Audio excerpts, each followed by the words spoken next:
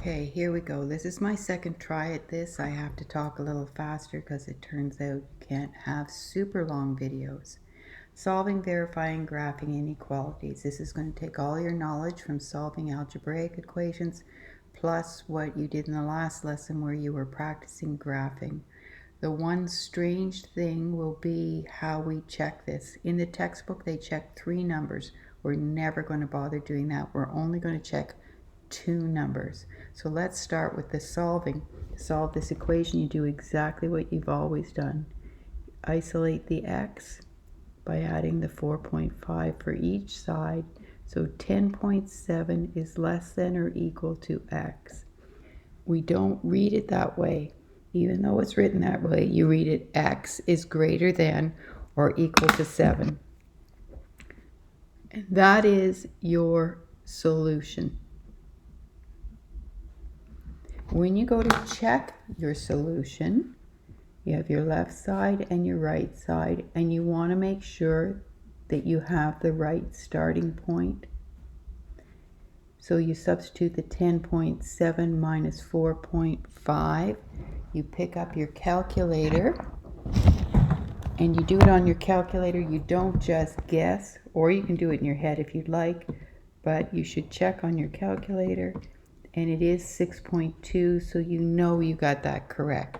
Now that you've got that correct, we need to check direction. X is greater than or equal to 10.7. Now this is going to seem very silly that you're doing this for this note, but for the last note, 7.6 that we're going to do, it's really super important. So what we're checking here is we want to make sure that the right side will be greater than the left side. We're not going to check 10.7. What is greater than 10.7? Oh, 11. I'm going to use 11 because it's simple. I could have used 10.8, but I don't plan on doing that. We want to keep everything simple. So that's 6.5. Is 6.5 greater than 6.2? Yes, it is. So add some notes here. I want you to add check 10.7 to determine where the graph starts. You're not really determining where the graph starts, but you're making sure that that point of where the graph starts is going to be correct. And then for direction, check a number greater than 10.7 to check the direction.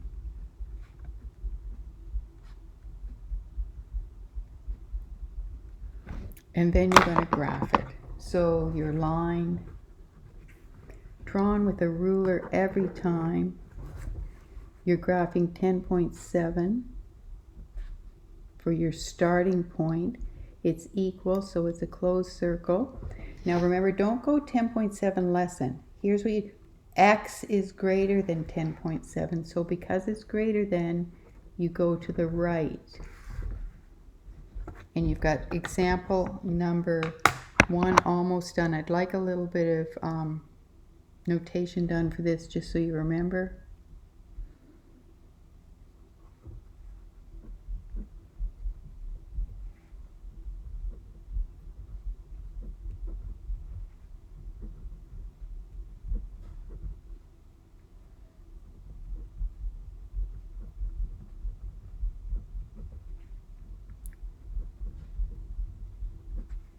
It is a closed circle because it is greater than or equal to, and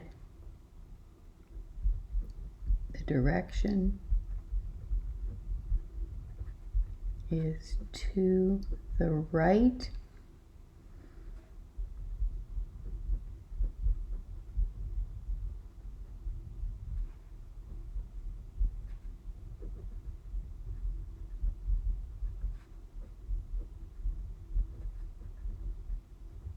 Because it's greater than. Careful how you read those. Now the next example we're going to do is a little more complicated. 90 plus 5x is less than 100 plus 4x. When we go to solve this, and last time I did this note, I didn't just do it too long, I also got to move it up. We're going to solve this by moving 4x to the left-hand side by subtracting it so that we have our variables together. And this, you've done tons of this solving. And then we're going to subtract 90 from both sides. And now you know x is less than 10. So that's what we've been doing. But the check, you have to check not just starting at the 10, but you have to check direction. So the first check looks just like what we've always been doing. So you have 90 plus 5 times 10, 90 plus 50, 140. And you've got 100 plus 4 times 10, so 100 plus 40, 140. And you're happy because that is the starting point. So this is a check, and I call it the starting point because x isn't really equal to 10. You're going to use an open circle, but that is where you start. Check the starting point. We called it the magic number in the last lesson because sometimes you could be that number and sometimes it couldn't. It'll never be equal to 10, but that's where we start. Then we have to check direction. So 90 plus 5x is less than or equal to 100 plus 4x. I need to check a number that's less than 10. I could check 9 if I wanted to. I'm going to check 5. You'll see in the note that I posted I used 9, but I just want you to see that it could be different numbers. So as long as you choose a number that's less than, and you might use 5 because you find it easier to multiply. So 5 times 5 is 25, add them 115, 100 plus 4 times 5, which is 20, is 120. 120 is greater than 115, so that's correct. And what you were doing was checking direction by using a number less than 10. Now this seems so silly, but it won't when you see the next note.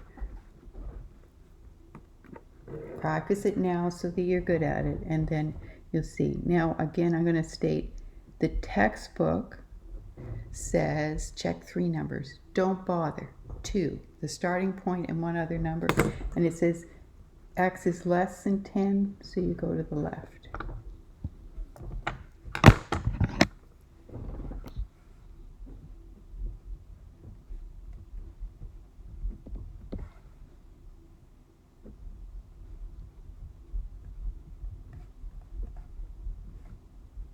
It's an open circle because x is not equal to 10, and you go to the left because x is less than 10, and all the numbers to the left are less than 10. We're going to turn our page now. We're going to do only one more example.